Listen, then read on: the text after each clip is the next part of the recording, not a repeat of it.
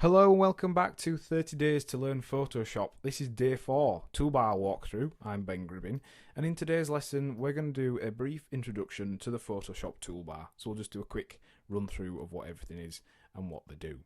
So let's go ahead and switch to Photoshop. So here we are, this is the Photoshop interface. We've already discussed what certain elements are, and we did mention the toolbar in the last lesson, but we're going to go through some of the more basic tools just so we can cover what they are, what they do in general. So we'll start top left, and this is the elliptical and rectangular marquee tool, or the marquee tool for short. Now that's selected by pressing M, and you can simply select areas of an image by clicking and dragging out your shape. Now, why would you want to do that, and what can you do with these shapes? Well, you can paint them as if it was a sort of stencil or a mask. You can also resize these areas, like so. You can delete them. So there's a lot of things you can do with that tool. It allows you to just select certain areas of the file and edit them. Now, the elliptical marquee tool is the same thing, but it's just a circle, so you can create perfect circles. You can use ovals, whatever you like. Now, a little quick tip as well, because there's two tools there with the same keyboard shortcut, if you press Shift and M, it actually cycles between all the tools with that shortcut. Next, you've got the Move tool. Now, you will have seen us just using it then when we selected those areas. We clicked on the Move tool, and we were able to move, as the name implies, and also it allows you to resize elements like so. We can reposition them, we can delete them, and that's done by using the Layer tool. Next up, we've got the polygonal lasso tool. Now, this is similar to the rectangular marquee tools and the elliptical marquee tool. However, they are more of a polygon shape. So in this case, if we to draw around our fire flames here, basically every click you do creates a point until you join up the selection. So you click from one point to the next, and it allows you to create very quickly complex and detailed selections. So you can see there we've made a pretty decent complicated selection very quickly. We've selected that fire, and under the same option menu you've also got the lasso tool, selected by pressing L, and this is similar to the polygonal lasso, except it's a bit more freeform. It's a sort of drawing selection tool. So you can see we're doing the same sort of thing, except we're just holding down the mouse button and dragging around the shape we've got or we want to select. We can then just copy and paste that shape, and it's a little bit more tight, closer to the object we wanted to draw, and also it's a little bit quicker just because it's freeform. You can very quickly fly around and create custom shapes. Next up, we've got some more selection tools, and this is the Magic Wand tool. Now, this works on the varying levels in an image based upon the highlights, midtones, and the shadows, and it's able to calculate areas of similar colour and intensity and do a quick selection of them. So you can see here it's doing a pretty decent job selecting this brick wall, and we can pretty much select anything we want. It's a little bit rough, sometimes requires tidying up, but it allows you to quickly select large chunks the same colour and shadow. And also we've got the quick selection tool. Now, this is similar to the Magic Wand tool, only you kind of do a more lasso tool style action with it. You kind of paint in the area you want to select, and it is pretty accurate. It does a pretty decent job, follows where you're painting, and does a very, very quick selection of large areas which we could then delete, we could recolour, we can just select, create new layers from, all kinds of cool stuff. So then we've got the crop tool. Now, the crop tool, well, does what it says on the tin. It crops your images to whatever you set this selection. So basically you drag these little boxes at the top left, top right, all four corners, also in the middle of each section plane, and that allows you then to crop the image as you would like. But you'll also notice it's gridded into 9 boxes, and this allows you to compose the image that you are cropping whilst you're cropping it. So let's say we want to follow the rule of thirds. We can place this flaming man on this line here and also this line here, hit return, and our new image has been cropped according to that selection.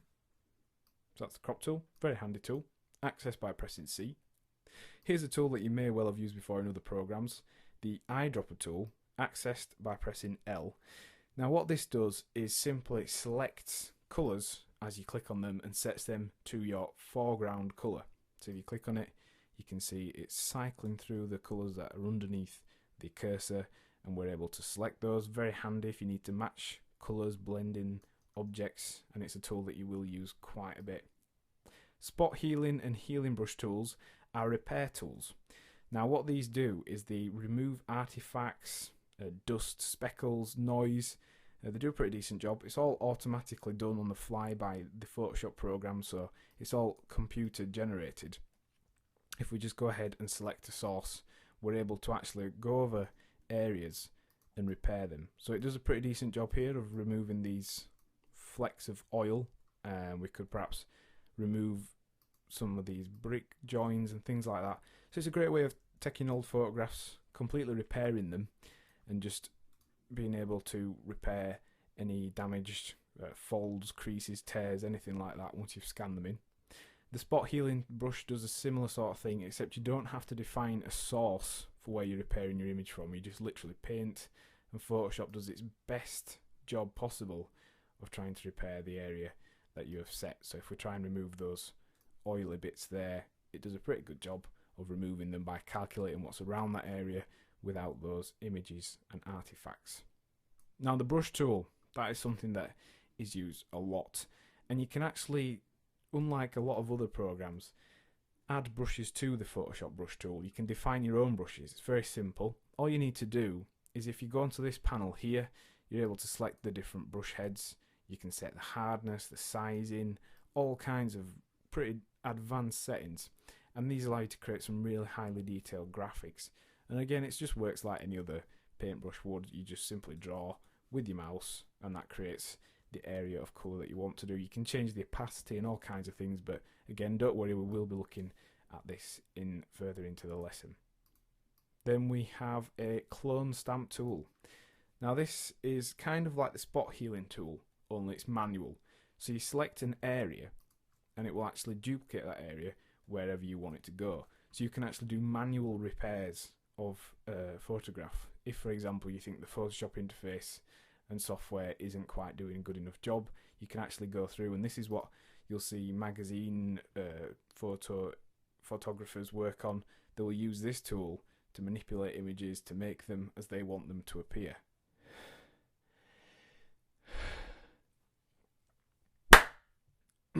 So that's the clone tool. Very good tool, very handy. The pattern stamp tool is a similar sort of thing, only it will clone in a pattern. And then we've got the history brush tools and art brush tools. Now the history brush does basically what it says on the tin. So I'm just going to quickly apply a filter to this image so we can show you what the history brush does. It basically works in reverse to the brush tool. So wherever you paint, it will actually return your image to the one that is saved on the hard drive and how the original document looked. So this is quite a handy tool. If you've been doing some editing to an image, you can actually just quickly return it to how it was originally. So that's the brush tool, a history brush tool. The art brush tool, that is a very similar thing, except it allows you to create faux paintings or pastel drawings by simply going over an area. It will actually convert a graphic into these kind of almost collage style images.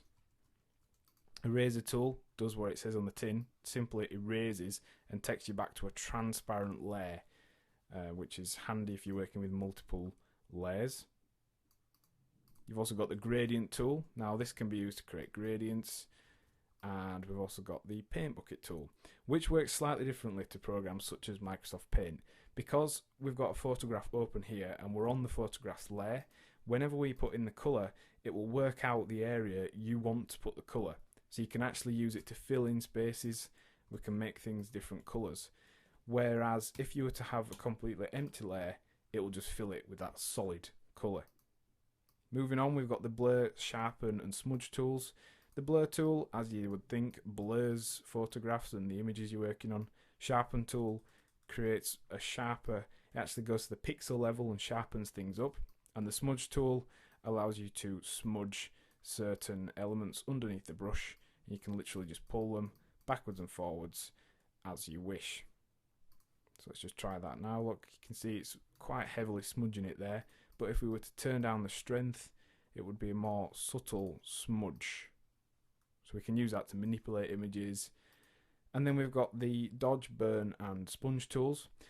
The dodge tool actually lightens up the levels of wherever you are painting, while the burn tool will darken the shadows under that area, so you can create custom images with levels that are different here to here. And don't worry about levels, we'll talk about those in one of the lessons in this course.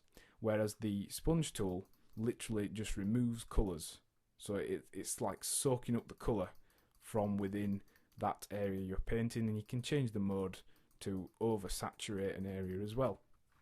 Then we've got the pen tool. We're going to do a whole lesson on this because it is a very handy tool for creating custom shapes within the Photoshop interface. You can do curves, create paths, turn this into a selection, all kinds of wonderful stuff with that.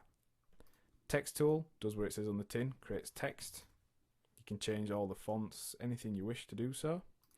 And then we have the path selection tool, which goes along with the pen tool. That will just select a shape that you make with the pen tool. Then we've got the custom shape tool, which is a really useful option within Photoshop. You can create custom shapes yourself. You can download them, purchase them from websites like Graphic River, and then you can use those in your Photoshop documents. But also it's got built-in support for rectangular shapes, for rounded rectangles, for triangles and polygons, for ellipses, which is just basically a circle, and also for lines. And you can change all options on the option menu, but we'll cover those as we get to them. And then finally we've got the pan and zoom tool, which we've already covered in the previous lesson, so you should know by now that those are for zooming in and out, as well as moving around an image together with the navigator panel.